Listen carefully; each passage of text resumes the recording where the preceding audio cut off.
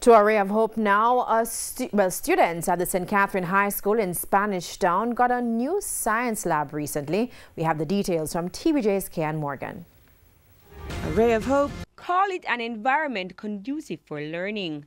A freshly renovated space ready for experiments and practice.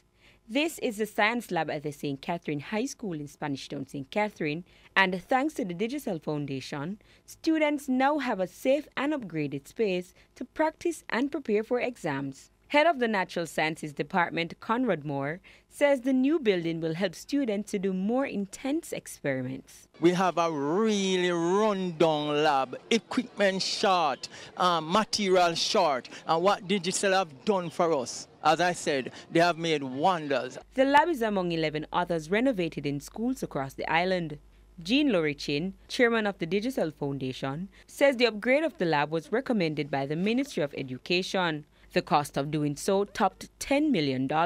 We at Digital Foundation are dedicated to national development. And if our students are not equipped to be the workforce that is needed for the investment in our country, we're not going to make it. So we want to ensure that this is done for our students. It's going to help us science students to further do more experiment and to achieve our goals, because most of us want to be scientists, chemists, chemical engineers, etc., etc. And so this lab is going to contribute us to so we can get better grades in CXE and CAPE.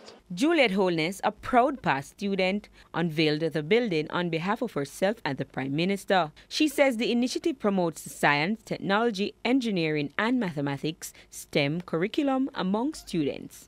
If we are to be the people of the future, not only using the telephone and using the computers and playing the games, but the innovators and creators of the future technology, then we have to start by training our students to be able to function in a world where the Chinese and the Koreans and the Americans are all into that maths. With a ray of hope, I'm Kian Morgan. A ray of hope.